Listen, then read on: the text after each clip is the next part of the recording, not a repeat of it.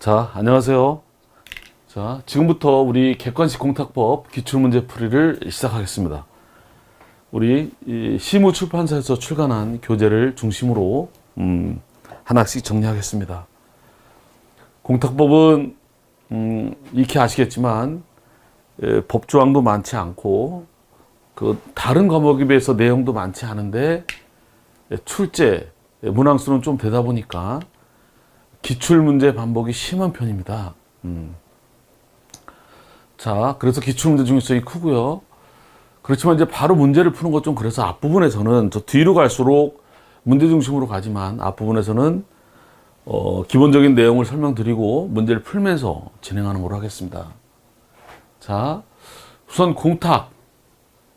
이 공탁자가 공탁을 합니다. 공탁소에다가 이제 상대방, 이걸 피공탁자 그럽니다. 자, 그래서 이 공탁소, 첫 번째 공탁소에 대해서 우리 교재 3페이지 첫 문제가 공탁관에 대해서 나왔기 때문에 이 공탁소에 대해서 이 공탁소란 공탁 절차를 주재하고 공탁물을 보관하는 공탁사무, 공탁소란 공탁사무의 관장기관이다. 모든 거를 공탁소를 통해서 하게 돼 있다. 여기는 지방법원장이나 지방법원 지원장이 지정한 공탁관이 단독제 효과기관으로서 이 공탁소가 된다. 그래서 모든 공탁 업무는 이 공탁관을 통해서 모든 걸 처리하게 돼 있어요. 기본적으로 공탁을 할 때든 공탁물을 찾을 때든 이 공탁관에 인가가 있어야지만 여길 거쳐서만 하는 게 기본 뿌리다. 돼요. 이 공탁소에 관해서 문제, 우리 교재 3페이지 문제를 보겠습니다. 자, 틀린 것은 이렇게 돼 있어요. 공탁관은 지방법원장 또는 지원장이 소속 법원 서기관 또는 법원 사무관 중에서 지정한다. 자, 그러나 공탁관에 대한 이 법원장이나 지원장의 감독은 내부적인 행동 감독에 불과하고 모든 권한은 이 공탁관 단독제 관청이다. 이 공탁관 책임하에 업무를 하는 거다. 자, 그 법원장이나 지원장이 공탁관을 지정할 때는 공탁물 보관자, 실무상으로는 이제 공탁물 보관은 주로 돈이다 보니까 은행, 제일 많은 게 오래전부터 신한은행, 이런 이 공탁물 보관하는 은행에다가 이 공탁관의 성명과 그 사람이 이 공탁 관련해서 쓸 도장, 인감에 대해서 공탁물 보관자에게 이렇게 알려주도록 돼 있다. 이걸 가지고 쓰는 거죠, 이제. 자, 그러나 이제 공탁관은 이제 뒤에 나올 게 좀 미리 나왔지만 이제 등기관처럼 공탁 사무 관련해서 어디까지 심사할 수 있느냐. 등기처럼 또 기본적으로는 형식적 심사권밖에 없다. 제출된 서류를 토대로 심사할 수밖에 없다. 제출되지 않은 사실 조회한다거나 막 이렇게까지 권한은 없고 제출된 서류를 가지고 형식적 심사권밖에 없다. 3번 이 근저당권 근저당권 채무 변제와 근저당 설정 등기 말소를 동시행하기로 하는 특약을 한 사실이 없음에도 근저당 바로 변제를 해줘야지 말소와 동시하기로 한 특약이 없음에도 특약이 있는 것처럼 공탁 신청이 있다면 공탁관은 특약이 존재하는지 안 존재하는지에서 심사해서 수리 여부를 결정해야 된다가 아니라 이거를 심사할 권한이 없다. 실제 특약을 했는지 구두상으로 특약을 했는지 이런 거를 심사할 권한은 없다. 실제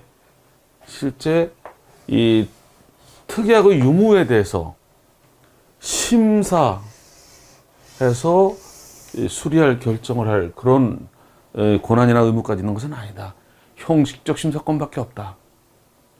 참고로 공탁에 대해서 이제 시험 문제를 풀면서 사례들이 나오는데요. 중요한 거는 알아둬야 될 거는 새로운 보이지 않는 사실을 창조해서 시험 문제로 내진 않습니다. 이미 존재하는 사례를 가지고 맞느냐 안 맞느냐만 묻는 식으로 나와요. 그 사례도 아주 제한돼 있어요. 이것도 이거 비슷한 사례를 따로 창조해서 만들진 않습니다.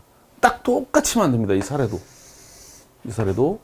그래서 이 설레 나왔던 것들, 이런 것들이기 때문에 이거를 시험 출제위원이 이렇게 형식적으로 만들어서 출제한 게 아니라 이 사례 자체가 우리 교재 그 3번의 3번 사례, 이 사례 자체가 선례로 주어졌던 거라, 선례로 나온 거라 그대로 나옵니다. 그냥 똑같이. 그러니까 근저당권 동시행 특약에 대해서 공탁관이 이거를 실질적으로 심사해서 수리할 수 있느냐, 이게 딱 나오는 거지 이걸 가지고 뭐 바꾸진 않아요. 그래서 이 사례만 딱 보면 결론이 수리해야 된다, 심사권이 없다, 그럼 맞는 거고, 있다, 이거 해야 된다면 틀린 거고, 이런 식이에요. 앞으로 공탁법 문제도 다 마찬가지입니다. 민사집행법은 범위가 부동산, 채권 굉장히 많다 보니까 사례가 많은 편이죠. 그것도 판례로 나왔던 것들만 출제가 되고, 판례로 나온 것도 모든 게 나온 게 아니라 그 리딩 케이스, 표준 사례들이 위주로, 근데 그게 양이 좀 많은 편인데 공탁은 양이 많지 않아요. 그것도. 그래서 이거 할 때 부담감 가지고 막 음용해서 말고 그냥 결론 형적 심사권밖에 없다. 관련해서 나오는 사례가 몇 개 안 돼요.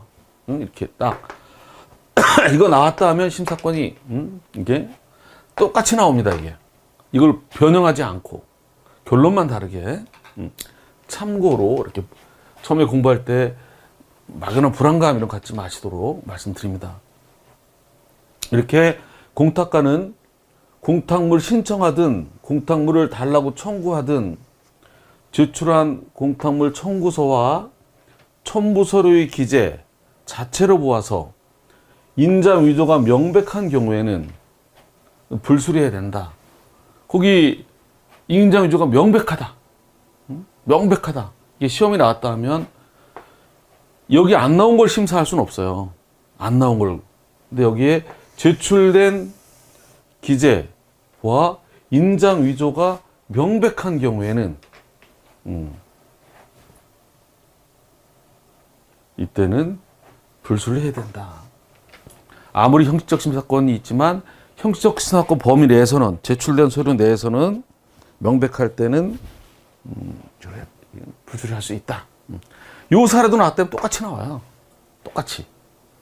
시험이 벌써 딱 어떻게 방향이 설정되어 있냐면 제출된 서류에서 명백하다, 이렇게. 여기에서는 특약이 없음에도 있는 걸로 할 경우에 이거를 심사해서 이렇게. 5번 지문은요. 5번 지문은 해방공탁과 관련되는 건데, 그래서 이 시험 문제가 앞에 나왔지만 사실은 뒤를 보고 해야 될 건데 미리 잠깐 땡겨서 보면 해방공탁금 회수권, 조금 이따 해방공탁 말씀드릴 거예요. 압류 추진 명령이 경합하면 이제 개인들은 제3채무자가 압류 추심이 경합하더라도 꼭 공탁을 해야 될 의무가 있진 않아요. 개인들은 경합하는 채권자들이 공탁 요청을 해야만 공탁 의무가 발생해요. 그때는 공탁하지 않으면 면책할 수가 없어요. 이중 위험 부담이 줘버리면. 다시 한번 뒤에 나올 거 미리 땡겨서 말씀드리면 어차피 계속 반복되는 거니까. 압류가 막 경합됐을 때, 경합이라는 얘기는 압류 당한 채권, 대상 채권보다 압류 들어온 것들이 많은 걸 말해요. 합계가 오버되는 거를. 경합이 됐을 때 제3채무자는 이거를 법원에 공탁해야만 되느냐? 아니다. 그 중에 추심권자 아무한테나 주면 다 면책되고, 그 대신 이걸 받아간 추심권자가 공탁 의무가 생기게 돼 있어요. 압류가 경합됐을 때 제3채무자는 공탁을 해도 되고 집행공탁으로, 압류 추심권자, 압류나 가압류권자는 돈 받을 권한이 없으니까 그 중에 추심권자, 금액이 작은 애라도 추심권자 한 명한테 전액 지급하면 얘는 면책이 되고, 그 대신 이걸 추심해간 친구가 자기가 추심해서 신고하기 전에 경합돼 있으니까 공탁할 의무가 생겨요. 개인은 경합되더라도 공탁 의무가 있는 게 아니라 공탁을 해도 되고, 경합된 채권자 중 추심권자 한 명한테 지급해도 면책이 되고, 그러면 이걸 받아간 추심권자가 공탁 의무가 생기는 거다. 그러나 공탁관은 경합이 되는 순간 반드시 공탁이 의무예요. 의무. 개인과 달리. 그래서 해방공탁 회수권에 대해서 추심령이 경합했는데 이걸 법원에 신고를 해야 되는데 신고를 안 하고 추심권자 한 사람한테 지급했다면 이거는 업무를 잘못한 거가 돼서 과실이 있다. 손해배상 책임이 제기될 수가 있다. 이렇게. 우리가 지금 첫 번째 한 문제를 봤는데 이 한 문제 속에서 여러 가지가 함축되어 있어요. 벌써. 자, 우리가 처음이니까 이런 거예요. 뒤로 가면 이제 재탕, 삼탕 계속 반복이 된다. 이것들이. 그래서 앞부분에 좀 천천히 나가고 뒤로 갈수록 기출지문이 반복되니까 그런 경향이 있다. 말씀드렸습니다. 첫째, 우리 3페이지 공탁관에 대해서 봤어요. 참고로 이번 시간에는 18페이지까지, 16페이지까지 예상하고 있어요. 진도를. 자, 다시 한번 또 이제 공탁소에 관할 4페이지 공탁소에 관할, 공탁에 관해서 이제 한 서너 문제가 있지 않습니까? 관할. 또 자주 나오는 게 시군법원 공탁관의 관할을 물어보는 게 종종 나와요. 시군법원 범위에 속하는 것만 고른다면, 자, 말씀드리면, 자, 시군법원은 여기서 공탁, 시군법원, 이거는 반드시 소액 사건을 염두에 두고 판단해야 돼. 소액. 3천만 원까지. 3천만 원까지를 소액 사건 그래요. 물론 시군법원에서 하는 거는 소송은 3천만 원까지 소액 사건을 관장하지만 나머지 다루는 게 꽤 많거든요. 근데 그런 거 하지 말고 공탁 관련해서는 이렇게만 정리를 하자. 그래서 소액 사건에서도 가압류 하면서 담보 제공을 할 수가 있어요. 그죠? 가압류는 제도가 상대방이 빼돌릴까봐 소송을 제기하는데 오래 걸리다 보니까 가압류 제도가 그거 아니에요?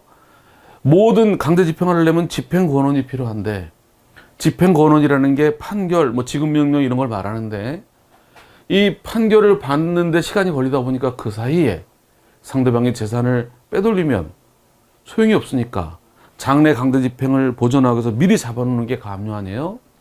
3천만 원까지 소송을 거는데 그 소송 절차에서 그 진행하는 동안에 상대방이 빼돌리면 안 되니까 소액 사건에서도 가압류를 하게 됩니다. 그런데 이 가압류는 그러니까 상대방이 빼돌리지 못하게 미리 꽉 잡는 거다 보니까 첫째, 상대방이 모르게 해야 되잖아요. 응? 모르게. 밀행성. 밀행성. 이렇게 상대방 모르게 해야 된다. 응? 기습성. 이렇게 기습적으로 타격을. 그죠? 상대방 모르게. 또 상대방 얘기 안 하고 채권자 얘기만 듣고 상대방한테 알려주면 빼돌릴 수 있으니까.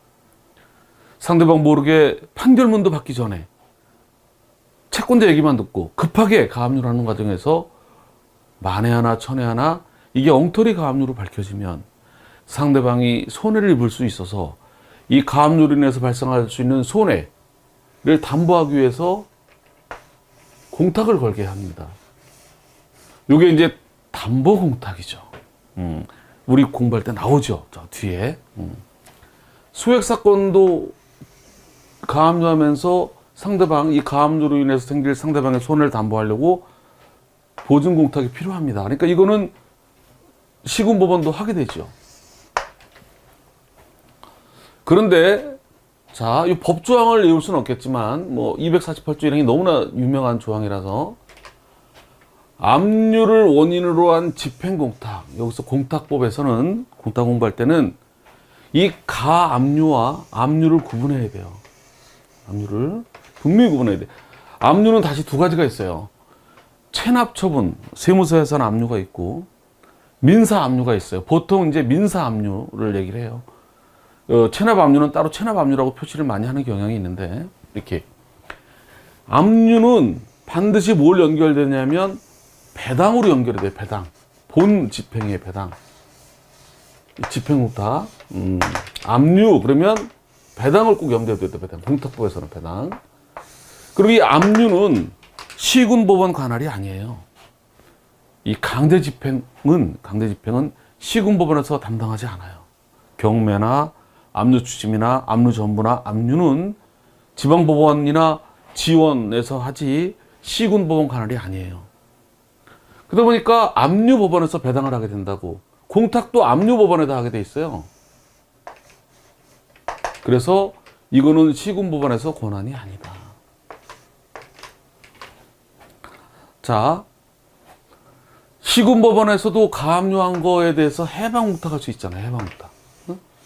가압류된 거를 가지고 3천만 원, 2,500만 원 가압류가 들어왔다. 내가 줄 게 아닌데 이 가압류 때문에 대출이 안 된다. 매매를 해야 되는데 빨리 풀어야 되겠다. 근데 이거 상대방하고 합의될 수 있는 게 아니다. 재판으로 풀어야 된다. 이 가압류가 엉터리다. 근데 그게 오래 걸린다. 지금 급하다. 근데 풀으려면. 그래서 해방공탁금을 걸고 가압류를 해방공탁금으로 옮기게끔. 그리고 등기부의 가압류를 해방통하면서 등기부 가압류 해방공탁금으로 옮겨지고 싹 빠져나오죠. 집행 취소 뒤에 나오죠. 이제 역시 시군법원에서 가압류했기 때문에 해방공탁, 가압류된 부분에 해방공탁이 필요해요. 그래서 이거는 시군법원도 권한이다. 이렇게 A, C. 또 요거 이 소명에 가름하는 보증공탁, 이게 뭐냐면 이 가압류 할 때 이 너무 급한데 소명 자료가 부족하거나 없는 거예요. 자, 이거는 가압류로 인해서 상대방이 생길 손해를 담보하는 거라면, 가압류는 피부던 채권을 소명해야 되는데, 내가 돈 받을 게 있다 소명해야 되는데 소명 자료가 부족한 거예요. 없거나 부족한 거예요. 그렇다고 가압류는 이게 긴급성 때문에 민사소송과 달리 증인 신청 이런 거를 안 받아주게 돼 있어요. 원칙적으로 즉시성, 증거 조사도 즉시 할 수 있는 거라서 통상 바로바로 조사할 수 있는 거 아니면 안 받아주게 돼 있어요. 근데 지금 증인도 있고 막 그렇지만 그런 거 조사할 수는 없다 보니까 소명 자료가 당장 낼 수 있는 게 없고 급하고, 그래서 어떤 제도가 있다? 채권자를 위해서 소명에 부족할 때 또는 없을 때 소명 대신에 보증공탁. 내 말이 진짜다. 이거는 뭐다? 상대방의 손해를 담보하는 게 아니라 이거는 내 주장의 진실성. 나 돈 받을 거 있는 거 틀림없다. 거짓말이면 이 공탁했다 이걸 몰취해라. 시군법원에서도 가압류하기 위해서 소명이 필요한데 소명 자료가 없을 때, 급할 때 소명이 가름해서 공탁해가지고, 만약에 내가 나중에 후일 이게 거짓말로 밝혀지면 몰취. 이건 손해 문제가 아니다. 이것도 필요하다. 물론 실무상 이 제도가 사용은 안 되고 있지만 이론상으로 또 이 상호 가등기 일을 하려면 이건 맨 뒤에 나오는 거죠. 가등기를 해놓고, 그럼 가등기를 해놓으면 그 이름, 가등기한 상호는 다른 사람이 쓰질 못하거든요. 상호를 가등기 해버리면 그걸 못 써요. 그 뭐 일정 기간 동안 그 이름을. 그러면 상호 가등기한 친구가 나중에 가등기한 거대로 본등기를 하면 괜찮아요. 상호 가등기는 상업등기법에 나오지 않습니까? 이렇게 나옵니다. 이 상호를 변경하거나 설립에 오래 걸리는 이 물적회사, 그러니까 주식회사나 유언회사는 주주총회, 사원총회를 거쳐서 정관을 변경해서 상호를 회사를 설립하거나 상호를 변경해야 되는데 시간이 너무 걸리는 사이에 딴 사람이 딱 상호를 등기해버리면 못 쓰게 되니까 장래 상호 등기를 보존하기 위해서 미리 나 앞으로 지금 A지만 내 회사 이름이 A지만 B로 바꿀 거다. 나 B 쓰지 마라라고 가등기를 딱 해놓는 제도예요. 이 가등기를 해놨다가 나중에 그럼 그걸 가등기해놓으면 남들이 그걸 못 써요. 그럼 이 물적회사는 이제 시간을 많이 들여서 이제 절차를 거쳐서 이거로 본등기하면 돼. 미리 가등기해놨으니까. 그런데 얘가 가등기를 해놓고 6개월, 1년이고 지나도록 있다가 본등기를 하면 좋은데 가등기했다가 본등기를 안 해버리면 딴 거로 등기해버리면 그럼 가등기 골탕만 먹인 거잖아. 그래서 가등기 남용을 방지하려고 일정액을 공탁했다가 얘가 가등기한 것대로 본등기 안 하면 몰수해버리는 몰치공탁 또 수용보상금 공탁 이런 거는 시군법원에서는 관할이 아닌 거로 돼 있다. 시군법원은. 그래서 답은 A 가압열 때 C 해방공탁 D A, C, D가 시군법원의 관할이다. 지금 여기서 너무 이렇게 부담 갖고 힘들이지 마시고요. 제가 찬찬히 설명드렸지만 앞에서 이렇게 천천히 나가는 대신에 막상 이 파트 가서는 이제 훅훅 진도가 또 반복될 거다. 계속 반복되니까 지금 앞에는 그냥 가볍게 스킵하면 됩니다. 뒤에 계속 반복되는 것들이에요. 자, 우리 교재 5페이지 토지관할에 대해서 보겠습니다. 자, 토지관할.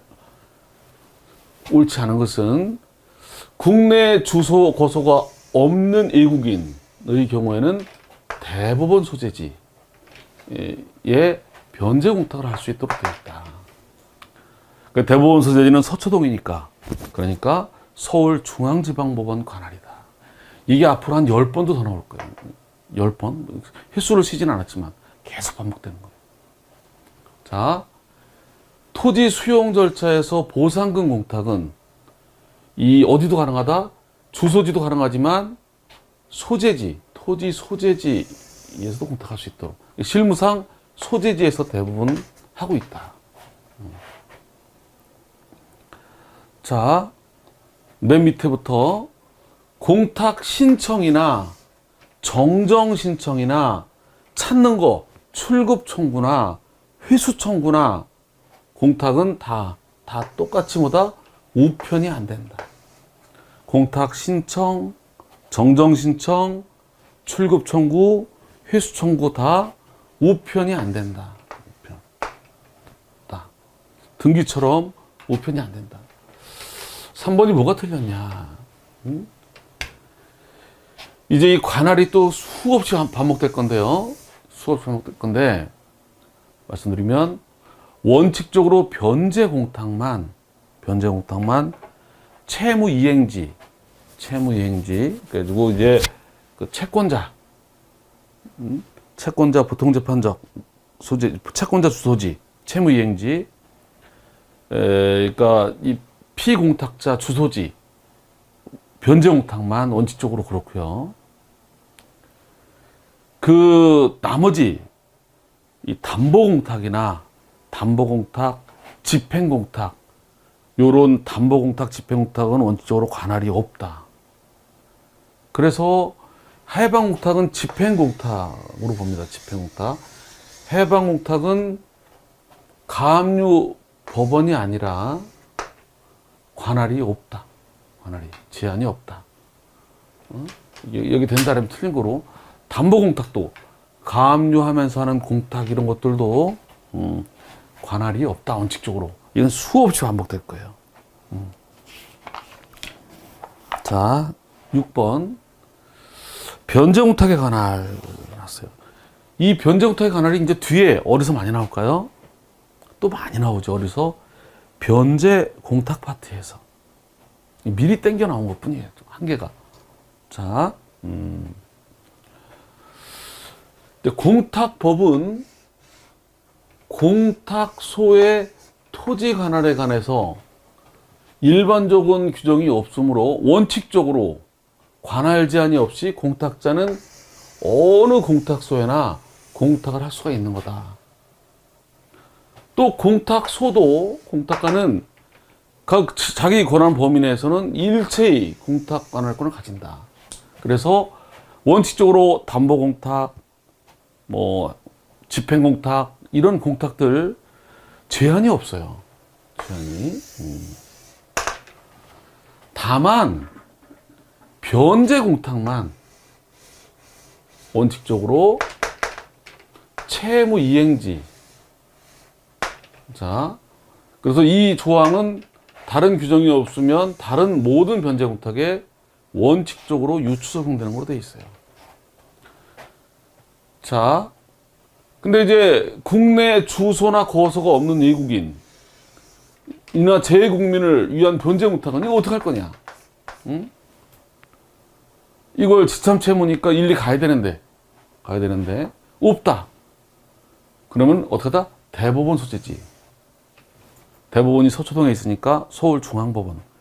벌써 반복되기 시작하죠. 벌써 다 마찬가지예요. 계속 반복될 거예요. 다만 처음에 시작할 때 제가 좀 시작을 편하게 하기 위해 천천히 이렇게 설명드리면서 나가는 것 뿐이에요. 이 제한이 계속 반복되는 중복이 굉장히 심한 편이다, 공탁이. 내게 얼마 없다 보니까. 그래서 기출지문만 기출지문을 잘 활용해도 상당히 커버가 된다. 어음법상 변제공탁은 이거 어음을 지급할 의무자가 발행인이, 원칙 발행인이 주채무자니까, 절대 의무자니까, 발행인의 이 공탁소에서 발행인 공탁할 수 있다. 돼 있다. 우리 교재 맨 밑에, 어음법상의 변제공탁은 발행인의 소재지에서 공탁할 수 있는 규정을 두고 있다. 왜냐하면, 어음을 누가 가지고 있는지, 누가 소지하고 있는지 알 수가 없을 수 있잖아요. 뱅뱅 도니까. 원래는 지참채무원 직상 채권자한테 해야 되는데, 그래서 특별하게 어음 변제공탁은 이렇게, 우리 교재 6페이지 밑에 4번 맨 밑에 변제공탁은 거기서도 공탁할 수 있도록 규정을 두고 있다. 자, 변제공탁이 미리 잠깐 나온 것 뿐이에요. 자, 공탁 관할을 위반한 경우에 주로 이제 관할 위반은 주로 변제공탁에서 많이 문제가 되겠죠. 담보공탁이나 집행공탁은 관할 제한이 없으니까. 이때 원칙적으로 차고 공탁을 이유로 회수할 수 있습니다. 우리 교재 7페이지에 설명이 잘 나와 있죠. 차고를 이유로 회수할 수 있어요. 다시 공탁할 수 있어요. 다만 절대 무효는 아니고 이걸 상대방이 찾아갔다거나 수락하면 하자가 치유된다. 우리 교재 7페이지 나오듯이. 관할 위반, 착오를 이유로 회수해서 다시 할 수 있고, 다만 이게 착오를 이유로 회수할 수 있고, 그러나 이거를 관할 위반했더라도 절대 무효는 아니고 상대방이 출급해 가거나 아니면 이거를 수락하면 하자가 치유된다. 경미한 하자다. 자, 이렇게 했어요. 근데 지금 본 것들이 처음 나오고 끝나는 게 아니라 뒤에 변제공탁 이쪽 파트에 가면 또 여러 번 반복될 지문들이다. 이렇게 해서 첫 번째 테마, 이 공탁소에 대해서 잠깐 봤어요. 공탁소에 대해서. 자, 이게 이제 공탁, 이번에는 이걸 볼라래요. 당사자. 여기서 이제 계속 반복될 게 이거예요. 자, 이 공탁, 뿌리를 잘 봐서, 이 공탁은 이 안에서 계속 돌아가는 거예요. 상대방이 공탁된 돈을 찾을 권리, 이거를 상대방, 이걸 출급 그래요. 출급. 그리고 공탁한 사람이 다시 찾아올 거, 이거를 회수. 정반대죠. 반대지. 하나의 공탁금에 대해서 공탁한 친구가 찾아오는 거를 회수. 상대방이 찾아오는 걸 출급. 이제 이게 계속 반복되는 거예요. 변제 공탁에서 공탁하는 사람은 채무자예요. 채무자. 채무자가 변제를 위해서 돈 받아라. 변제를 위해서 공탁을 하는 거예요. 그럼 상대방이 이걸 찾아가는 거예요. 출급. 가압류하면서 공탁할 때는 가압류하는 채권자가 이 가압류로 인해서 생길 손해를 담보하려고 돈 받아야 되는 채무자에게 공탁을 하게 돼요. 공탁. 담보 공탁을. 그러니까 변제 공탁할 때는 채무자가 변제물을 공탁해서 채권자가 찾아가는 구도인데, 가압류할 때는 반대로 채권자가 이 가압류가 이로 인해서 네가 혹시 생길 손해를 담보하려고 채권자가 채무자에게 가압류하면서 담보 공탁을 해서 나중에 이제 아무런 문제가 없으면 얘가 찾아오게 되고 회수. 그렇죠? 방금 전에처럼 변제 공탁도 공탁을 했다가 관할이 틀리면 회수할 수도 있어요. 이렇게 공탁자가 가지는 걸 회수, 피공탁자가 가지는 걸 출급, 이렇게 돼요. 기본 구도가 이 안에서 계속 반복되는 거예요. 자, 여기에서 알아둘 거는 중요한 건 뭐냐면, 이거를 우리가 공탁 당사자를, 이걸 공탁 당사자. 공탁소에 금전, 유가증권, 기타 물품을 맡기는 자를 공탁자. 여기부터 수령할 자로 지정된 자 또는 이걸 수령할 자를 피공탁자, 합쳐가지고 공탁 당사자. 자, 여기서 이제 기본 뿌리를 찬찬히 알아두기 바랍니다. 모든 공탁 사건 이 안에서 돌아가는 건데요. 그래서 이 공탁 사건은 용어도 비슷하고요. 공탁자, 피공탁자, 출급청권, 회수청권 계속 하기 때문에 다른 거와 달리 집중을 좀 해야 됩니다. 세밀하게. 아까 공탁에서 가압류와 압류를 확 구분하라 했죠. 가압류는 배당이 아니고 압류는 배당이고 집행법원. 이걸 지키고요. 집행. 이 공탁에서도 꼭 이걸 염두에 두셔가지고 이걸 전제로 계속 진행되는 거예요. 공탁자 회수, 피공탁자 출급. 이게 말이 공탁자, 피공탁자 말이 비슷비슷하니까 회수 출급도. 그래서 이거를 잘 집중하시되 여기서 알아둘 건 뭐냐면 이 공탁된 돈은, 공탁금은 이들만이 권리를 가진다는 거예요. 이 공탁된 돈은 공탁자나 피공탁자만이 이거를 회수하든 출급할 권리가 있는 거예요. 그리고 이들로부터, 공탁자나 피공탁자로부터 승계받은 사람, 이 공탁 출급권, 회수권을 승계, 여기는 포괄 승계가 있고, 포괄 승계에는 상속, 합병, 특정 승계가 있어요. 공탁금 회수나 출급권을 특정 승계, 양도 받거나 전부 명령 받거나 추심 명령 받거나. 결론은 뭐다? 여기에 이름이 공탁자나 피공탁자로 딱 들어가야 된다는 거예요. 공탁자나 피공탁자로 들어갔든지 아니면 들어간 애 거를 승계, 포괄이든 특정이든 승계 받은 애는 찾을 수가 있는데 여기에 들어가지 않은 애는 공탁금에 대해서 권리를 못 가진다. 이게 이제 계속 반복되는 뿌리 연결도 돼요. 소송을 말씀드리면, 소송에서 소송을 제기한 사람을 원고, 이 제기 당한 사람을 피고 그래요. 원고 피고. 그래서 실제로 원고가 피고한테 권리가 있는지 의무가 없는지는 나중에 판결해 봐야 하는 거고, 일단 소송에서는 소장에 원고로 쓴 애가 원고고 피고로 지정된 애가 피고예요. 거기 원고 피고로 안 나오면 소송을 엉뚱한 애를 걸었어도 원고 피고가 아닌 거예요. 모든 판결은 여기만 미치고 지든 이기든 여기 이름이 안 들어가 있으면 원고 피고가 아니에요. 이게 형식적 당사자 개념을 해요. 소송에서. 이것도 공탁도 마찬가지예요. 공탁서에 공탁자, 공탁 신청서에 공탁자, 피해 공탁자로 올라간 애가 여기에 권리를 가지고 가는 거예요. 아니면 이거로부터 승계받은 애. 그러니까 얘만 갖는 거고 남들은 못 갖는 거고 얘만 갖는 거 원칙이지만 얘들로부터 이거를 승계받은 애들. 그러면 여기 안 올라가 있고 승계받지 않으면 실제 이게 자기 거라도 아무런 권리가 없는 거예요. 응?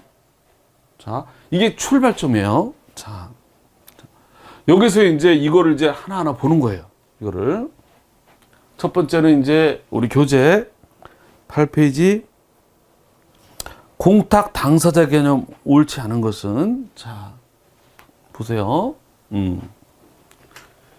피공탁자가 아닌 제3자가, 그러니까 공탁서 이름이 안 올라갔어.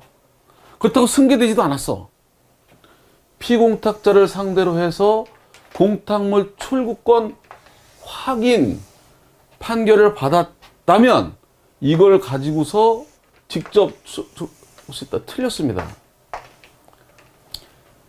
공탁자, 피공탁자로 딱 올라가지 않으면 공탁금 청구권이 없는 거예요. 이 제3자는. 그럼 얘가 받으려면 이렇게 피공탁자 상대로 확인 판결 가져는 안 되고 그걸 승계받아야 돼. 피공탁자로부터 이걸 양도받기 전에는 이 확인 판결 가지고는 출급 청구를 못 해요. 이거를. 자, 이 1번. 우리 9페이지 해설. 1번. 자, 이거는 안 된다. 이건 출급할 수 없다. 받으려면 어떻게 된다? 양도를 받아야 돼. 그러니까 공탁자, 피공탁자만 권리가 있는 거고 이걸 승계받기 전에는 안 되는 거다. 등기부상 소유자를 피공탁자로 해서 보상금, 여기서 보상금은 꼭 염두에 두세요.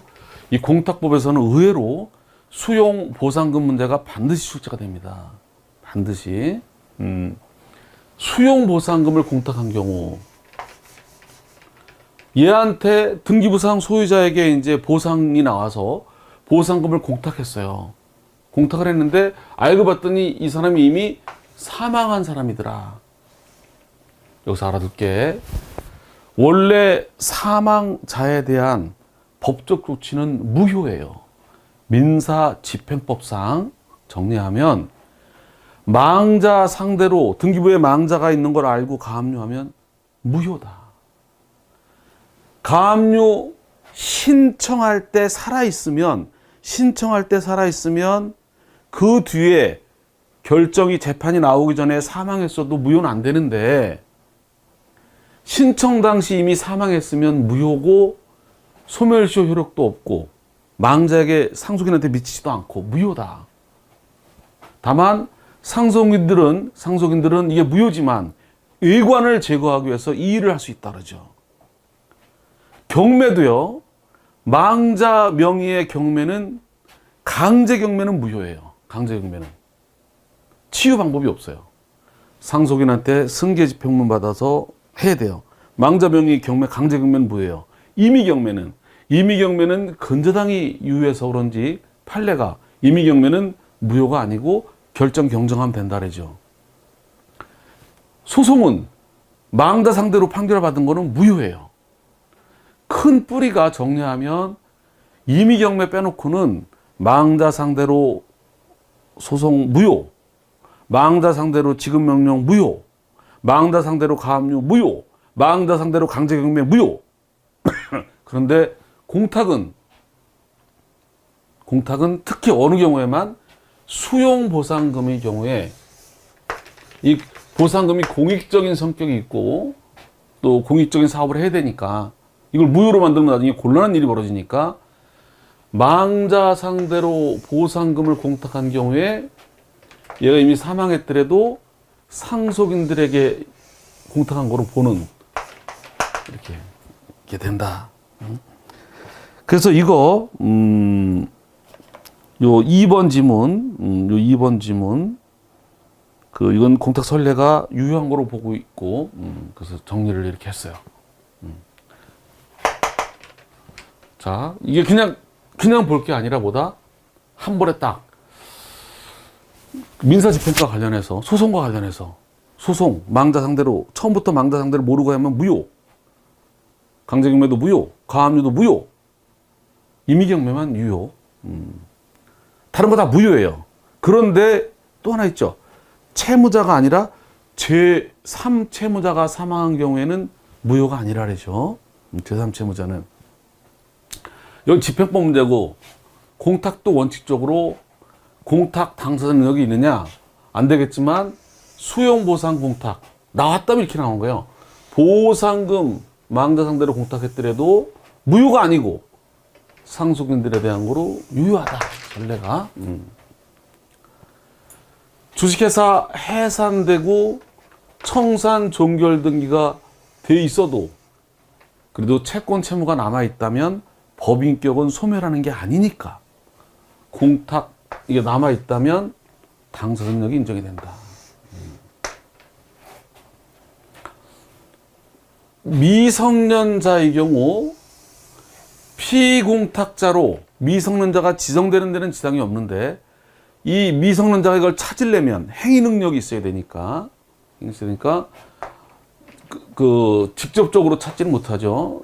법정 대리인을 통하거나 하지 않으면 공탁을 당하는 건 상관없는데 적극적으로 미성년자가 공탁 행위를 할 때는 이거를 직접 못하고 대리인을 통해야 된다. 자, 물상보증인 담보부동산의 제3취득자는 채무자 의사에 반해서도 이해관계인으로서 변제공탁을 할 수 있다. 이게 계속 반복될 것들이 나오고 있어요. 자, 그 다음에 자, 우리 9페이지 문제를 보겠습니다. 자, 자, 옳지 않은 것은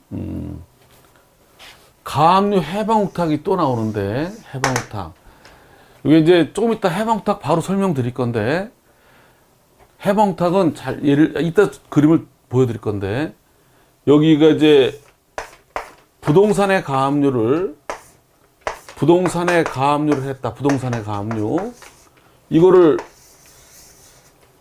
가압류 채권자가 채무자 부동산을 가압류했다. 대출을 받아야 되는데 큰일 났다. 이거 풀어야 되는데 그럴 때 공탁 해방공탁을 하고 이거 채무자가 해방공탁을 하고 이 가압류가 일리 옮겨지고 이렇게 공탁금으로 옮겨지고 여기서는 벗어나는 거죠. 이 집행 대상이 옮겨지는 거지. 그래서 해방공탁은 얘가 공탁자 채무자가 법원에 공탁을 하고 찾아올 권리, 공탁을 걸고 찾아올 회수권으로 가압류가 옮겨지는 거예요. 그리고서 이제 이건 풀리는 거지. 그래서 뭐냐면 해방공탁은 피공탁자가 없어요. 피공탁자가.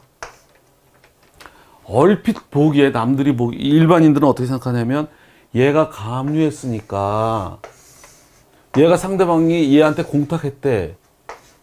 그러니까 여기에 뭐가 있을 줄 알아. 그거는 이게 변제 공탁일 때나 있는 거예요. 응? 피공탁자 출구권이 얘가 들어오니까 얘가 변제 공탁을 했다면 당연히 얘가 권리가 있으니까 이걸 뭘 액션을 취하면 되겠죠. 근데 해방공탁은 어떻게 되어 있는 거다? 해방공탁은 변제 공탁이 아니기 때문에 공탁을 법원에 걸고 회수하는 권리, 공탁금 찾아올 권리에 가압류가 옮겨지는 것뿐이에요. 그래서 피공탁자가 존재하지 않아요. 그래도 실무에서는 오류가 많아요. 얘가 가압류했대. 그러니까 얘가 공탁했대. 그러니까 여기 뭐가 있는 줄 알아? 아무것도 없어. 왜? 피공탁자 개념이 없어. 회수권만 존재하고 여기 가압류가 옮겨진 거야. 근데 일반인들은 어떻게 한다? 얘 공탁했대. 찾아갈 게 있는 줄 알고 여기 채무자, 제3채무자 얘가 찾아올 권리 여기 딱 압류 가압류 했다가 나중에 꽝 되는 경우가 의외로 많아요. 공탁이 변제공탁이 아니고 해방공탁이고, 해방공탁은 공탁을 걸고 찾아올 권리로 옮겨놓은 것뿐이다. 그래가지고 어떻게 만들었다? 이게 자꾸 오류가 반복되니까 일반인들이 공탁을 하면서 자꾸 피공탁자를 기재하는 거예요. 해방공탁을 하면서 일반인들도 오류를 해. 내가 가압류 때문에 공탁하니까 공탁하면서 얘를 적어버려, 피공탁자로. 그러니까 자꾸 그러니까 일반인들도 오류하고 막 그래가지고 공탁 양식이 바뀌었다. 어떻게? 공탁 양식이 아예 피공탁자를 없앴어요. 공탁 사무 양식에서 가압류 해방공탁은 공탁자만 있고 피공탁자를 아예 쓰지 못하게끔 지워버렸어요. 양식에서 이제 피공탁자를 적을 수가 없게 양식에서 피공탁자란을 빼버렸어요. 자꾸 혼선을 주니까. 해방공탁의 공탁자는 채무자는 맞아요. 근데 제3자는 해방공탁을 할 수가 없다. 여기까지 말씀드릴게요. 여기까지. 자. 요 1번을 말씀드렸구나. 여기부터, 여기 위에 거 말씀드리다 말구나, 이렇게. 해방공탁의 경우에는 피공탁자가 원시적으로 있을 수 없으므로, 아예 칸을 없앴다고 지금, 서식에서. 피공탁자를 기재해서는 안 됩니다. 맞아요. 자. 재판상 담보공탁. 담보공탁이 뭐다? 이 재판, 가압류 재판으로 인해서 네가 혹시 너 모르게 네 재산을 팍 치고 들어가니까 나중에 이 가압류로 인해서 혹시 손해를 입을 때 그 손해를 담보하기 위한 게 담보공탁 그랬잖아요. 담보공탁. 또 강제집행 정지시키면 법원에서 이 정지를 받아두되 이 정지로 인해서 상대방이 입을 손해를 담보하라고 공탁, 이런 거를 담보공탁 그래요. 이 담보는 담보권이 있어요. 담보권, 우선권이 있는 거죠. 나중에 상대방한테 질권처럼. 담보. 근데 이 담보는 우리가 알아야 될 게 물상 보증처럼 담보를 상대방한테 담보를 제공하면 되지.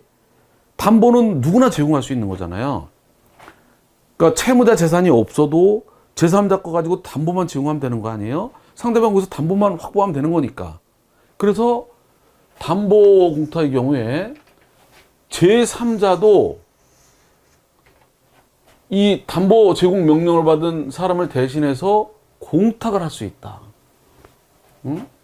이때 이제 제3자가 당사자를 대신해서 공탁한다는 걸 기재하게 돼 있어요. 이렇게 공탁서에다가 공탁자가 법원에서 담보 명령을 받은 사람이 아니고 제3자야. 공탁자. 피공탁자는 그 상대방 손해 담보를 그걸 행사할 수 있는. 그럼 이상한 그래서 여기다 쓴다고. 요거 제3자가 비고란에다가 이건 제3자가 대신 거는 거다 이렇게 체크만 하면 되게 돼 있어요. 전자로 공탁할 때는 체크만 하면 돼요. 그 칸에. 여하튼 간에 담보는 물상보증처럼 상대방한테 담보만 제공하면 되지 그걸 누구 재산으로 하는지 상관없어. 상대방은 어차피 거기에 우선권을 가지니까 제3자도 대신해서 이렇게 할 수 있고 이걸 표시만 해주면 된다. 요게 상당히 의미가 있어요.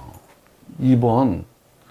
이제 이거는 제가 실무를 한 20, 30년째 법무사 업무를 94년도 합격했으니까 95년부터 24년 법무사 업무를 한 24년, 25년 그리고 그 전에 91년도부터 법률구조공단을 근무했었는데 곧 이렇게 오랜 동안 업무를 해보면서 이거를 활용을 이거 활용을 잘 하는 걸 못 봤어요, 별로. 자, 이거 말씀드리는데 뭐냐면, 가압류 채권자가 가압류라면서 법원에서 현금 공탁 명령이 나왔어요. 담보로 공탁을 보증보험, 담보로 보증보험을 끊을 수 있으면 돈이 얼마 안 들어가는데 현금을 걸으라는 거예요. 그래서 채권자가 가압류하면서 현금을 크게 걸었어요. 그리고 가압류했어. 나중에 가끔 어떤 사람이 있냐면요, 이 가압류권자도 신용이 안 좋아. 그래가지고 나중에 공탁금을 찾을 때 이 공탁금에 세무서에서 압류가 들어오거나 다른 사람이 가압류가 들어오거나 그런 경향이 있어요. 근데 이 채권자가 가압류하면서 돈을, 자기 돈이 없어가지고 가압류는 해야 되는데 자기 돈이 없으니까 다른 사람 돈을 빌려서 공탁을 걸었어요. 그리고 가압류를 했어요. 끝나고 이걸 찾아서 이걸 줘야 되는데 찾으려고 봤더니 세무서에서 압류가 들어오거나 가압류가 들어오는 경우가 간혹 있거든요. 이럴 때 상당히 이상한 방법을 막 가압류 놓고 이 찾아올 권리를 전부 명령해 놓거나 막 가압류 놓고 양도하거나 막 이렇게 하기도 하고 그러는데, 이걸 활용하면 되는 거예요. 어떻게? 내가 가압류하거나 강제 집행 정지한다. 1심 판결이 이겼어요.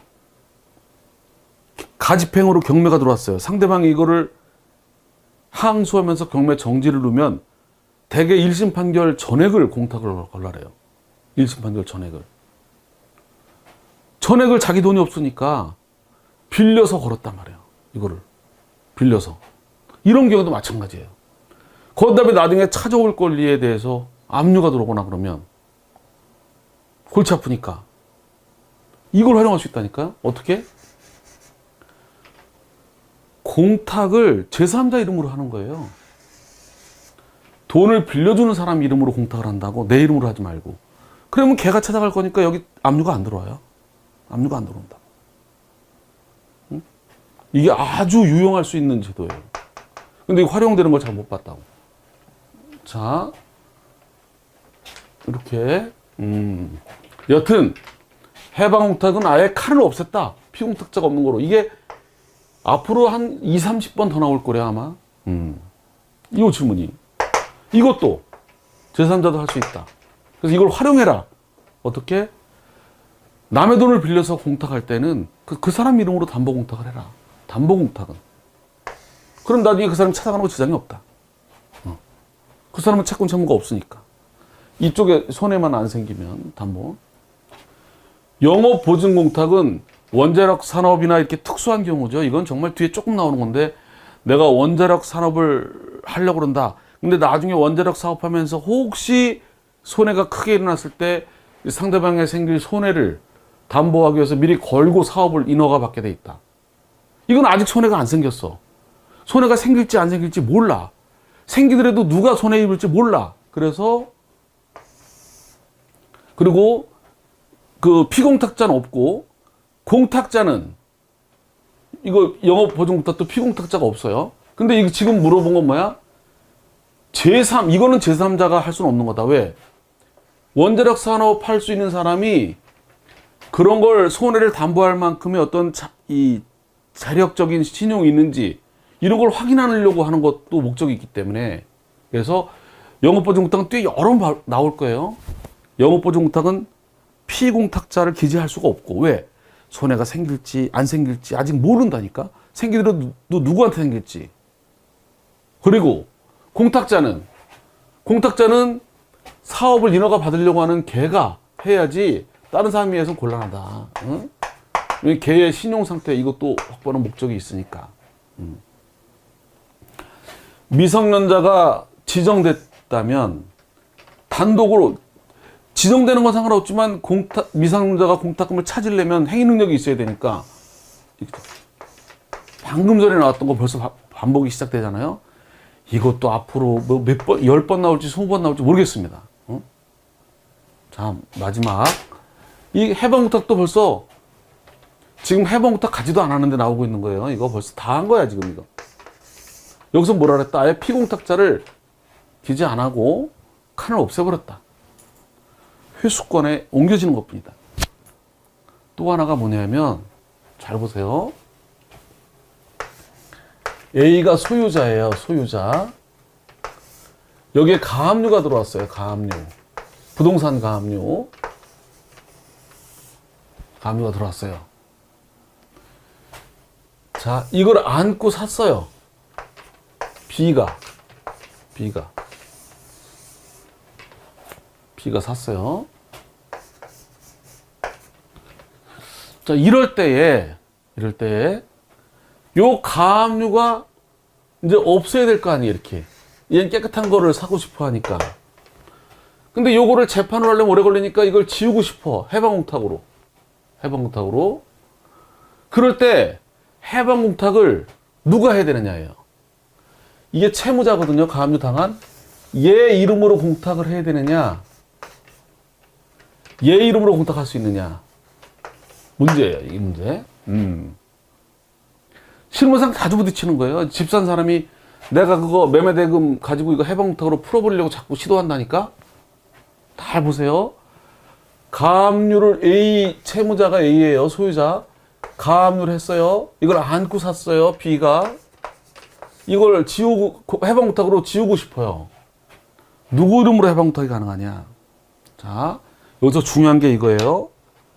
가압류를 한 이 사람은 소송을 돈 받을 채무자가 얘거든요. A. 나중에 판결을 얘한테 받습니다. 판결. 그러면 나중에 이 판결을 가지고 얘 재산, A 명의 재산만 경매, 압류, 강제 집행이 가능하잖아요.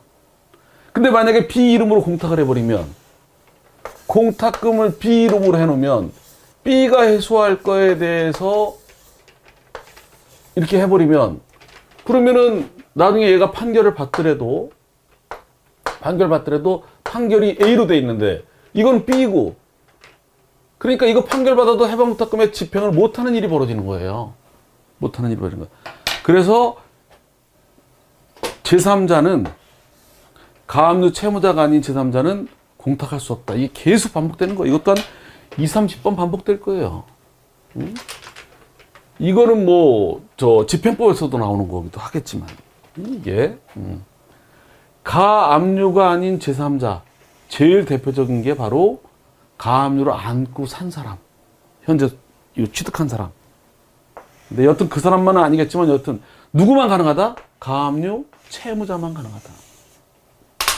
자, 이렇게 하나하나 보고 있어요. 지금 하나하나 보는 거 천천히 보지만 뒤에 가서는 이제 계속 지칠 정도로 많이 반복될 거다.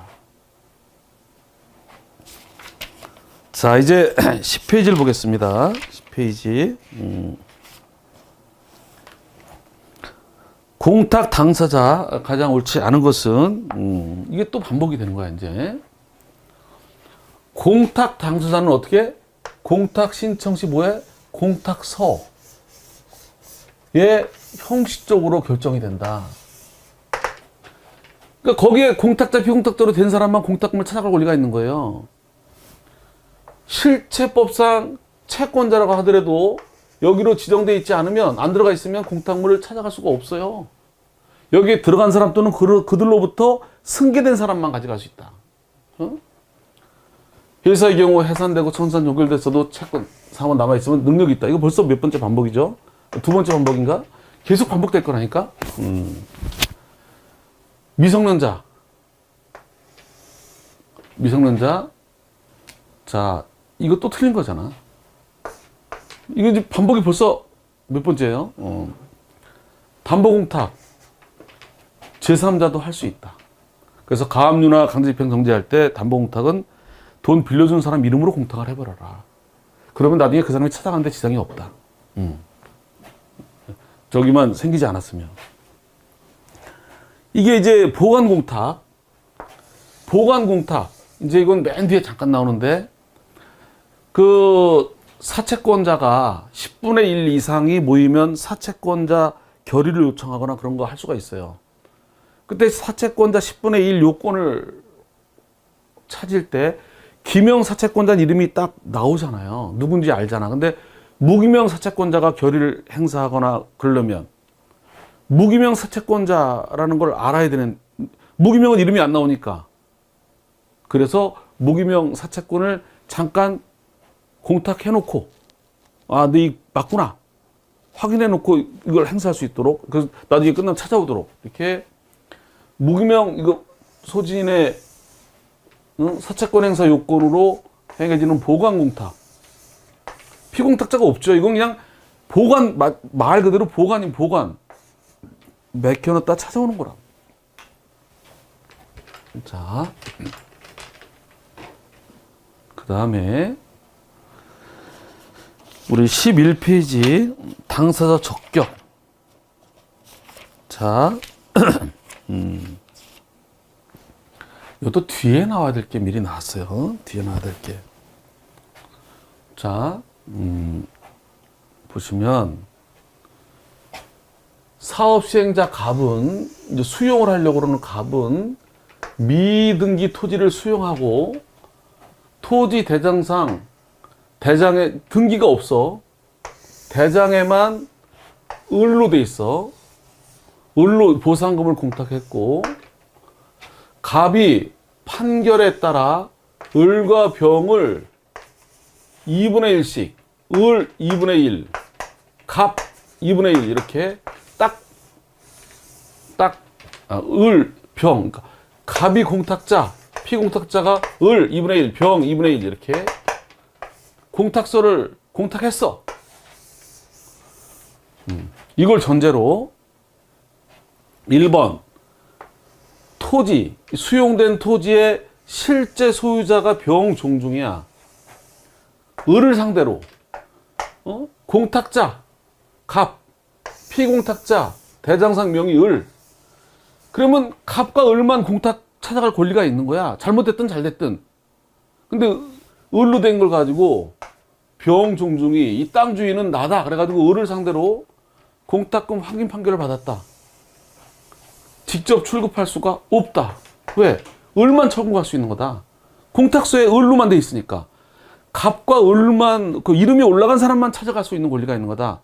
얘가 찾아오려면 이걸 승계받아야지. 을이 받을 권리를 승계받지 않는 이상, 거기 이름이 올라갔거나 올라간 애를 승계받지 않은 이상, 아무도 권리가 없는 거다, 얘는. 청구수가 없지요. 옳은 것만 골라야 되니까. 기억이 들어가면 안 돼. 기억이 들어가면. 안 된다고. 안 된다고. 이것도 안 돼. 실제 소유자인 병종중은 을을 상대로 공탁금을 내놔라. 양도 의사표시를 하고 국가에다가 통지하라는 판결을 받으면 이건 뭐야? 네가 공탁자 피공탁자로 올라가 있으니까 이건 네가 아니라 내가 받을 게 잘못된 거니까 너 나한테 양도해라. 이거는 얘가 찾아갈 권리를 공탁서만 기재해가지고 공탁서에만 딱 특정이 된다 그랬잖아요. 얘가 찾아갈 권리를 승계받은 거니까, 양도받은 거니까 니은은 가능하지. 니은 가능해.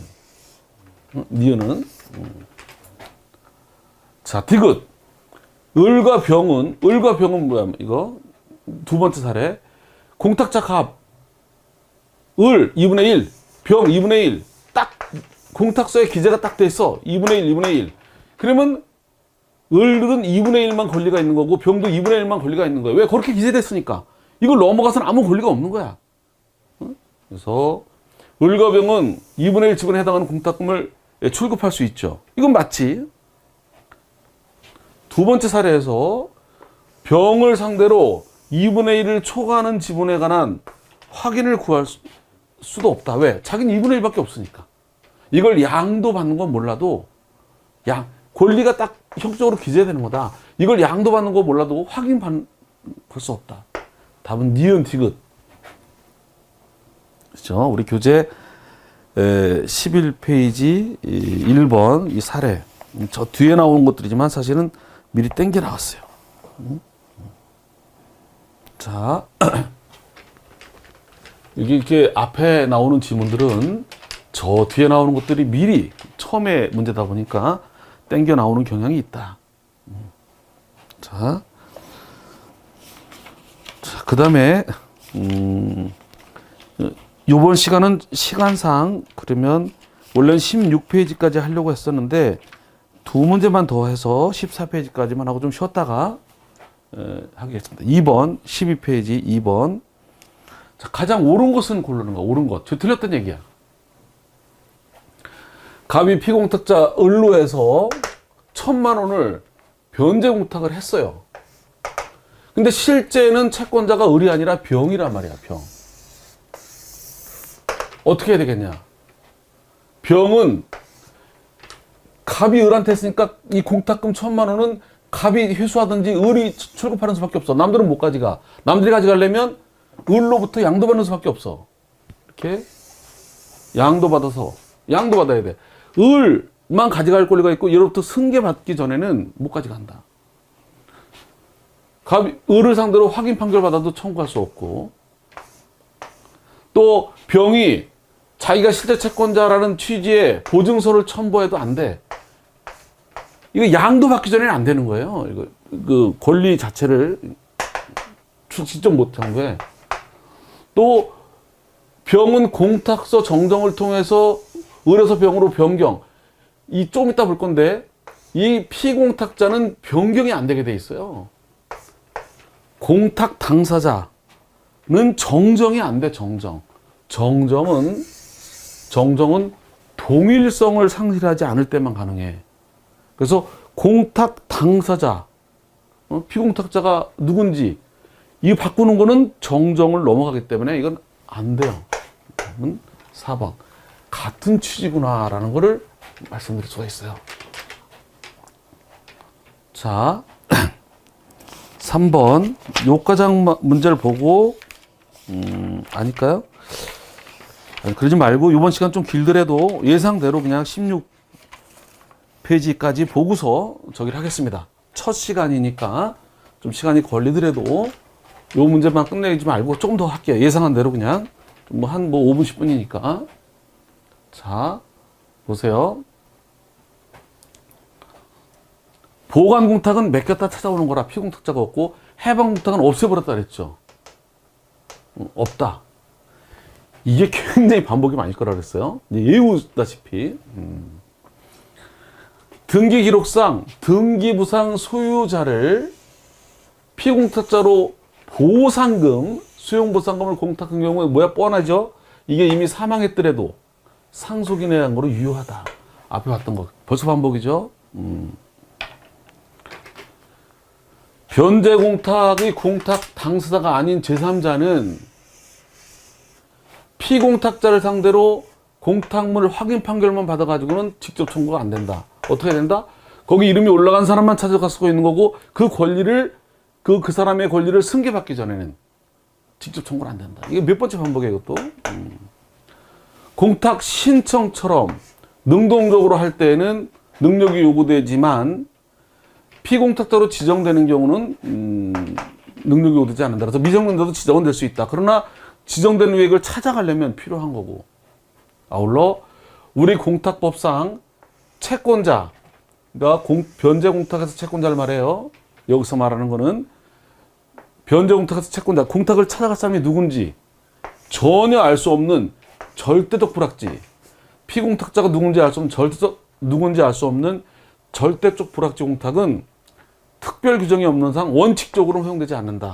그래서 이게 예외적으로 허용되는 게 수용보상공탁. 수용보상공탁에서만 예외적으로 인정이 되고 나머지는 원칙적으로 인정이 되지 않는다. 이 말도 몇 번 반복이 될 거예요. 자, 첫 시간 앞에만 좀 길고요. 그 다음부터는 길지가 않다. 자, 이번 시간 조금만 더 말씀드린 대로 14페이지, 15, 16 요 세 문제가 남았는데, 그 전에 워밍업으로 제가 이론적인 걸 싹 정리하고 이걸 세 문제 풀고 좀 이번 시간은 좀 쉬겠습니다. 시간 좀 길더라도. 지금부터 말씀드리는 내용들은 저 뒤에 걸 미리 와서 하는 거예요. 계속 반복될 거예요. 그러니까 앞으로 이제 설명 안 하고 팍팍 되더라도, 자 보세요. 공탁의 종류에 따른 당사자, 이걸 보는데 먼저 보고 하겠습니다. 요 우리 교재로 치면 14페이지 요 먼저부터 할게요. 요걸 먼저 볼게요. 요 문제는 먼저 보고 할게요.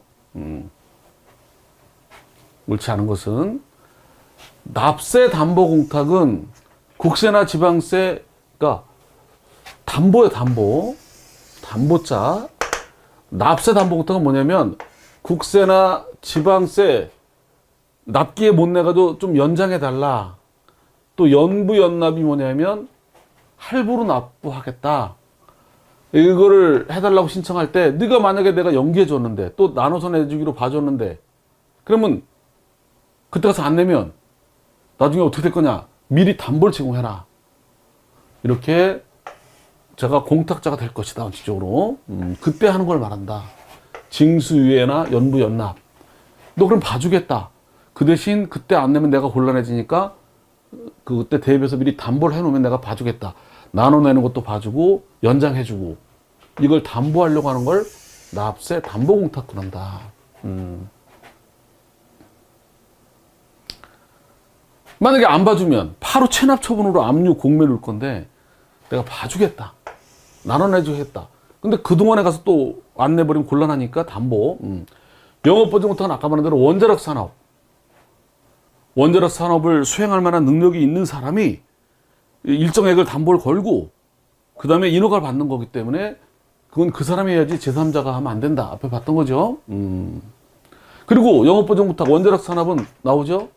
공탁 당시에는 누가 그 거래로 손해를 입을 채권자가 될지 알 수가 없다. 손해가 생길지 생긴다면 누가 될지를 알 수 없으므로 피공탁자를 두지 않는다. 없다. 이게 계속 다예요, 이런 것들이. 자, 변제공탁은 채무자 본인이 공탁자가 되는 게 원칙이지만 연대채무자, 보증인 등 이해관계인은 의사에 반하지 않는 경우에 한해서 변제공탁하는 게 아니라 의사에 반해서도 다시 한번 이런 이해관계인이 없는 제3자는 의사에 반해서 못하는 거고 이해관계인, 이들 이해관계인은 의사에 반해서도 할 수 있고 민법 문제죠. 보관공탁은 성질상 제3자, 이건 보관공탁은 그 사채 결의에 참가하기 위해서 이걸 공탁 무기명이니까 이름이 안 나오다 보니까 이름이 안 나오니까 가지고 있는 사람이 사채권자니까 이거를 내가 가지고 있는 사람이다라고 확인하려고 하는 거기 때문에 제3자가 할 수가 없는 거고 몰치공탁 내 말을 믿어달라. 아니면 내가 거짓말 이러면 내가 그냥 바로 몰수당하겠다. 국가에 몰수당하는 거고 이걸 공탁할 사람은 법으로 정해져 있다. 이렇게 상호가 등기는 등기실청인 이렇게 법으로 정해져 있다. 자, 지금부터 우리 첫 시간이니까 문제가 몇 개 안 되니까 워밍업으로 좀 더 이렇게 보고 한 다음에 그 다음부터 진도를 나가는 걸로 하겠습니다. 자, 이 집행공탁 지금부터 워밍업 개념을 미리 볼게요. 이건 사실은 저 뒤에 걸 땡겨서 보는 거예요. 이렇게 공탁은 벌써부터 지문 반복이 많습니다. 이제 수월해질 거예요. 자, 저 뒤에 땡겨 봅니다. 여기에 이제 압류가 막 들어오면요, 이렇게 얘가 묶어서 공탁하는 걸 이제 뒤에 집행공탁도 종류가 여러 가지인데 상징적인 거로 좀 워밍업해서 봅니다. 공탁하고 신고를 합니다. 그럼 법원은 얘들만 나눠줍니다. 이렇게. 이게 배당요구 종기예요. 공탁하고 사유신고. 이게 이제 집행법 할 때도 나오는 거죠. 공탁 사유신고 후에는 이거 뭐 아무리 압류해도 소용이 없어요. 배당요구 종기가 지났으니까. 임금 뭐가 들어오더라도 사유신고 전에 들어가야 된다. 그래서 집행공탁은 공탁자만 있고요. 흐리더라도 이거 제가 올려놓긴 할까요? 이게 없어요. 왜? 공탁하면 피공탁자가 누구예요? 이걸 누가 배당받을지 모르는 거예요, 지금. 이렇게 공탁해서 이거를 공탁하지만 이걸 이렇게 나눠주는데 누가 받을지 배당 이의도 들어올 수 있고 얼마나 받을지 아무도 모르기 때문에 이건 기재를 안 해요. 공탁자만 있고 피공탁자가 없어요. 자, 이렇게 배당으로 넘기는 거예요. 공탁 사유 신고하면. 자, 그래서 이게 유명한 248조 1항에 의한 집행공탁의 경우에는 그 피공탁자는 누구야? 나중에 배당받아갈 사람인데 배당받을 수 있는 사람들인데 공탁 당시에는 누가 받아갈지 모르니까 피공탁자를 기재하지 않으며 여기 기재하더라도 이거는 아무런 의미가 없다. 배당을 법원에서 알아서 해주는 거지 여기다 기재하더라도 구속하지 않는다. 기재하지도 않고. 자, 이렇게 전액이 압류가 들어왔어요. 그럼 얘는 법원에 집행공탁합니다. 사유신고해요. 배당으로 찾아가요. 굉장히 중요한 개념들이에요. 압류, 집행공탁, 사유신고, 배당으로 지급. 피공탁자를 기재하지 않아요.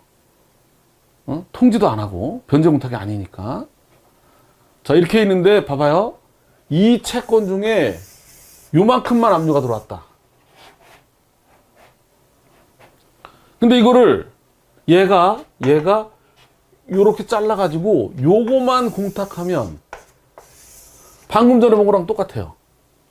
요거만 공탁하면 공탁 사유신고 배당으로 찾아가고 피공탁자 기재 안 해. 근데 얘를 위해서 어떻게 한다? 요거만 공탁할 수도 있고 묶어서 전액을 공탁할 수도 있어요. 전액을 공탁했다. 봐봐요. 요거는 집행공탁이죠. 그러니까 이렇게 되면 이거는 사유신고하고 배당으로 받고 기재 안 하죠. 근데 요거는, 요 부분은, 이거는 변제공탁이 되는 거예요. 그러니까 요렇게 들어와, 여기 중에 요만큼 들어왔는데 이걸 요만 공탁하면 집행공탁인데 이걸 묶어서 공탁하면 전액을 압류 금액을 초과하는 것까지 다 해버리면 일부 압류 전부 공탁 이렇게 해버리면 요 부분은 변제 공탁이기 때문에 공탁 통지 상대방한테 찾아가라 통지도 해야 되고 얘가 그 부분은 압류가 안 된 거니까 직접 찾아갈 수가 있고 피공탁자를 기재해야 되고 얘한테 통지하는 우편료도 내야 되고 그죠? 참고로 변제 공탁할 때 요즘은 봉투를 안 붙여요. 그리고 우표도 안 내고 자 우표도 안 붙이고 안 낸 데는 우편료를 내고 이렇게 요건데 변제 공탁할 때 얘기할 걸 미리 땡겨보는 거예요. 변제 공탁 때는 통지를 하게 돼 있고 통지하는 우편료를 내겠다 돈으로. 옛날과 달리 봉투를 창봉투를 법원에서 쓰게 돼 있고 우리가 옛날에는 우리가 변제 공탁할 때 우리가 봉투를 냈는데 지금 봉투를 안 하고 우리가 또 내니까 또 엉터리도 많고 엉터리 생길 수 있고 어떤 지금 변제 공탁할 때 이렇게 하게 됐지만 봉투를 안 붙이고 우표로 내는 게 아니라 돈으로 내는 거로 이렇게 변제 공탁 참고로 말씀드린 거예요. 자 볼까요? 가압류의 경우 얘가 근데 여기 가압류가 전부 들어왔다. 전부. 그럼 이거 이제 형식상으로는 가압류가 집행법이라 집행공탁합니다. 사유신고를 하는데 이거는 배당이 안 돼요. 배당 차단호도 없고 피공탁자를 기재하고 공탁 통지도 해요. 우편으로 내야 되고 이게 봐봐요. 얘한테는 이제 공탁했다는 사실 통지도 해주고 자 정리합니다. 이거 저 뒤에 볼 걸 미리 땡겨보는 거예요. 압류가 들어왔을 때는 집행공탁 사유신고만 하고 배당으로 끝나는데 가압류는 배당이 아니라고. 사유신고하지만 이거는 배당 차단화가 아니고 그냥 알려주는 의미밖에 없는 거야. 아무런 의미가 없어요. 알려주는 의미밖에. 배당을 안 해. 가압류는 배당이 없어요. 그리고 얘한테 이걸 알려줘야 돼. 얘가 찾아갈 수 있어요. 가압류가 풀어지면. 그래서 피공탁자를 변제공탁처럼 기재하고 통지해주고 우편료도 내. 그리고 가압류한테도 알려주게 돼 있어. 뭐를? 사실을. 왜? 나중에 얘가 가압류할 때는 제3채무자가 얘였잖아요. 이제 공탁을 했으니까 얘는 돈을 안 가지고 있고 법원이 가지고 있다고. 그래서 얘가 나중에 판결 받아서 본압류할 때 가압류를 본압류로 바꿀 때 이걸 안 알려주면 얘는 얘를 제3채무자로 본압류로 바꾸면 이게 무효예요. 무효. 가압류 할 때 얘였지만 이게 1, 2 국가로 옮겨졌으니까 공탁금으로 본압류는 1, 2 들어가야 돼. 이것도 시험에 나옵니다. 뒤에. 그래서 이걸 헷갈릴까봐 이렇게 알려주게 돼 있다. 이렇게 공탁 사실 통지. 이거는 공탁 사실 통지야. 이거랑 달리 이거는 변제 공탁에서 피공탁자한테 변제 공탁 통지고. 이건 왜 알려주는 거야? 네 가압류했지만 나중에 공탁했으니까 본압류할 땐 전리해라 이렇게 알려주는 거예요. 자, 본압류로 이전됐어 이게. 그러면 이제 배당으로 가요. 이게 본압류로 가면 배당으로 사게 돼 있어요. 집행공탁이라. 가압류가 해제되면 가압류에다가 공탁한 다음에 이게 해제되면 바로 찾아가, 얘가. 그래서 이걸 해주는 거야, 이렇게. 형식은 집행공탁이나 실질은 변제공탁이다, 이렇게 얘기를 해요. 그래서 가압류가 있는 경우에는 본압류와 다르구나, 이렇게. 그러니까 이렇게 돼 있어요. 직접 출급. 그러니까 이렇게 똑같이 얘기해 봐요. 일부만 들어왔다, 가압류가. 이 경우에도 일부만 공탁하더라도 형식은 집행공탁이지만 배당이 안 열리고 이렇게 해줘야 되고, 그리고 얘한테 통지를 해줘야 되고, 본압류로 이전돼서 경합되면 배당으로, 가압류가 해제되면 바로 찾아가죠. 요 부분은 변제공탁이니까 통지해주고 이렇게 차고 이렇게. 그러니까 무슨 소리냐면, 가압류로 공탁할 때는 안 된 부분은 당연히 그렇지만 된 부분도 이렇게 나중에 해제될 수 있기 때문에.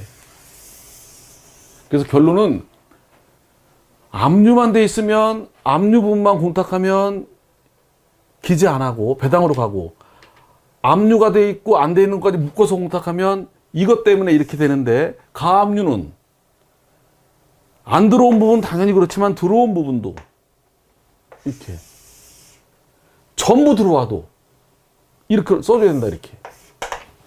이거를 계속 반복해서 저 뒤에 나올 걸 미리 봤을 뿐이에요. 자, 여기서 이 248조 압류와 달리, 자, 이게 압류일 때는 그런데, 자, 여기 가압류일 땐 그렇지 않다. 지금 본 것처럼. 지금 이걸 본 걸 설명드린 거예요. 자, 전액을 공탁했을 때는 압류 들어온 부분과 안 들어온 부분 나눠가지고 이렇게.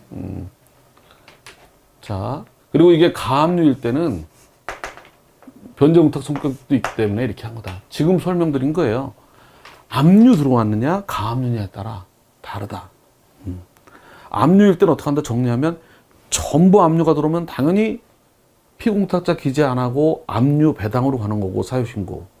일부만 압류가 들어왔을 때는 일부만 공탁하면 그건 집행공탁이고, 전체를 공탁하면 압류 부분은 집행공탁이고 압류 안 된 부분 때문에 변제공탁이라 통지해주고, 가압류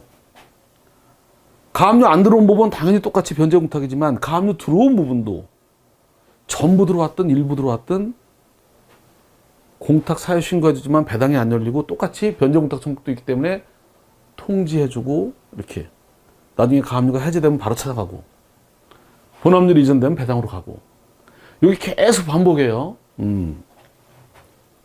해방공탁 이게 있을 때 봐봐요. 여기다 가압류가 들어왔다.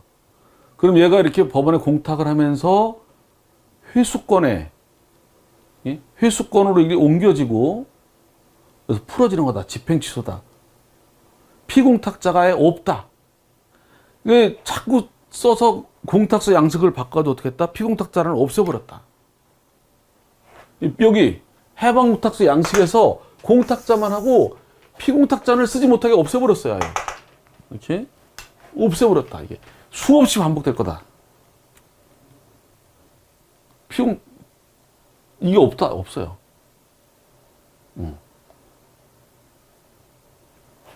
기재할 수 없다. 계속 반복되잖아. 지금 해방공탁 시험 나간 것, 해방공탁 저 뒤에 큰 테마가 나와요. 해방공탁 파트가 저 집행공탁 저 뒤에 있어. 근데 지금 거기 나가지도 않았어, 아직 진도. 우리 첫 개념을 보고 있는 거야. 근데 벌써 이렇게 반복이 되니까 미리 보는 거야, 미리. 이걸 뒤에 가서 보려니 앞에서 맥히니까 여기서 딱 해버리고 뒤에 가서 훅훅 넘어가게끔. 아까 말씀드린 것처럼 얘가 채무자예요. 얘가 가압류가 들어왔어요.